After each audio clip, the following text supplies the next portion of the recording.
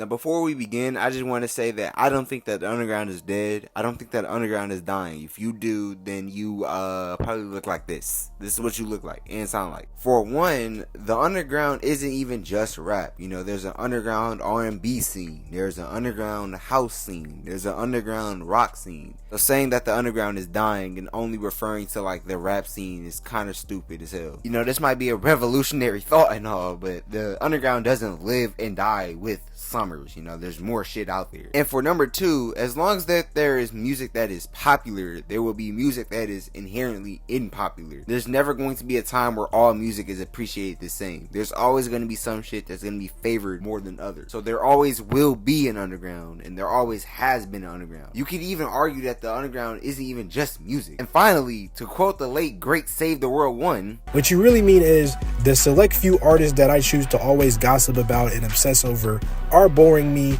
Please entertain me with a new set of artists I can obsess over for a few months so the cycle can continue. And to kind of like elaborate on that last point, right? Around this time 2 years ago, holy shit, I made a video basically saying that this whole drama focused like scene of the underground is kind of getting tiring, and it reminds me a lot of the 2018 like clout era. And ever since niggas just started bass boosting, ear raping their songs for no reason, making them exponentially worse than they need to be, I'd say that that video is as evergreen as ever. Because holy shit, bro. Because like at least in like 2018, when you had niggas like Trippie Redd and X and such, you know, back then, yes, they were doing crazy antics. Yeah, 6ix9ine was being a troll. Yeah, Trippie Redd was being a troll. Yada, whatever, right? But at least the music back then was hard enough. You feel what I'm saying?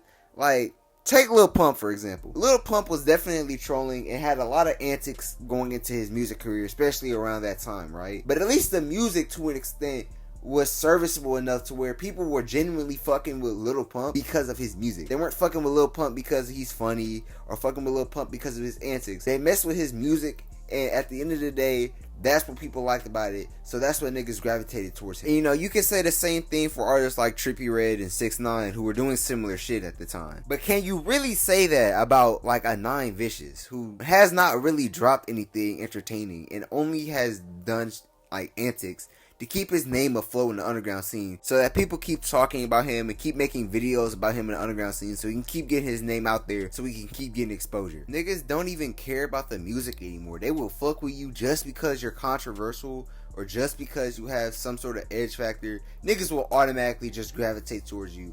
The music can be hot ass, but if you do enough antics and you do the right shit and you troll the right people, niggas will automatically be on your side. And the shit is tiring, to say the least. And what pisses me off about like this engagement based climate of the underground is like, you can literally buy an audience. Like, you can just buy a package deal on Twitter and just have a whole bunch of niggas promo you or whatever, and you will automatically have fans as long as you hang around the right people. You keep your name afloat in like Twitter drama and shit, you'll automatically have a fan base. Like, take that nigga Baby Bartier for a second, right? That nigga is ass. Like, genuinely, that nigga is fucking terrible. And yet you'll see niggas push him and promo him, and he's hanging out with 9 Vicious, and he's doing all these wonderful things, and now you see people like acting like he matters and shit. Whole time, this nigga sucks balls. Like, horsecock.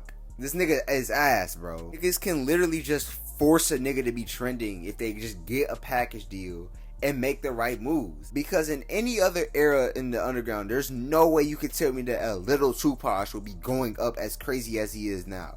Like, that's just not possible. So I say all that to say that the underground needs a hard ass reset, and I don't know what that reset is gonna be, unfortunately.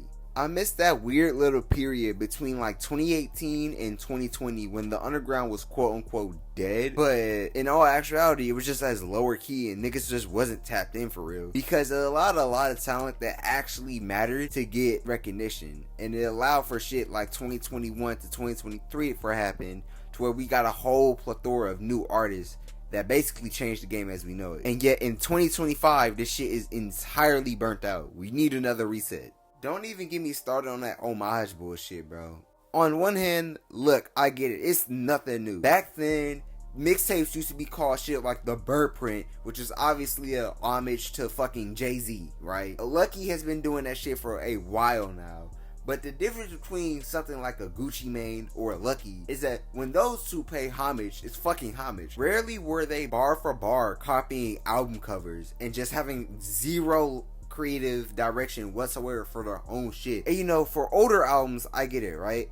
When Osama previewed the Jumpout cover for the first time and I saw that it was a recreation of Sabbath, Bloody Sabbath, you know, that made sense to me, bro, because Osamason's type of music is also inspired by rock music, and it's different enough to where it can stand alone as its own cover while still being a callback to something. But this nigga right here just literally recreated the fucking No Stylist cover. Like, that shit didn't come out 2 days ago. What are you doing? If you are that lost creatively to where you can't even think of a cool, unique album cover to your own fucking music, quit making music. Stop trying to be a creative nigga when you aren't a creative person.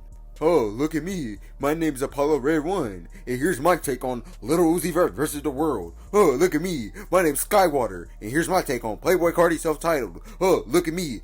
My name's Nine Vicious. Here's my take on Michael Jackson Bad. Like, okay, nigga, damn. It's like you niggas just want to regurgitate and recycle old shit and old ideas from long ago, and yet you think you're so ahead of the curve, and that you're such a musical genius for doing so. I'm going to be completely honest with you. When I first listened to Rest in Bass, I thought that shit was ass. I'm just letting you know right now. And it's not even like I'm a Che hater or anything. I liked all that nigga's music prior to that. But when this nigga just started being a derivative of Carti, and not just any derivative of Carti, but a bad one, you know, it's kind of hard for me to like it, you know? It's kind of hard for me to glaze it. I've seen like 3 niggas try to recreate the whole like awful records to ASAP Mob run of Carti and like that whole era. But instead of Carti in them, they're trying to do it with like Nine Vicious, Apollo Red One, Dior vs. You, etc, etc. And I'm just like, can they just not be their own shit? Niggas keep acting like that Away Collective is like the next ASAP Mob. How about they just be themselves and try to go up as themselves, bro? Like, they don't need to be the next ASAP Mob. They don't need to be the next Odd Future. They don't need to be the next Slayworld or whatever the fuck you niggas want to compare them to. How about they just come up and make their own lane in the scene, bro? I don't understand. Like, earlier this year when that Flexico tape by Lade first came up, which bites, not pays homage to, bites D Savage's Phoenix cover, I listened to it and I just thought to myself, this is just a 2016 plug shit. Like, he's not doing anything new. I'm not saying that niggas have to be completely unique or completely creative. I feel like that's kind of dumb, especially when specifically talking about underground artists. But I mean, you can't just steal a nigga's entire swag, steal his album cover, and like replicate the type of music he was making and then call it homage, bro. You can't do that. That's not how that works. At that point, you're just fucking biting. And I don't think I've said it enough in this video, so let me make myself absolutely clear. Baby Bartier is ass. That nigga sucks. That nigga sucks. That nigga is trash. That nigga sucks.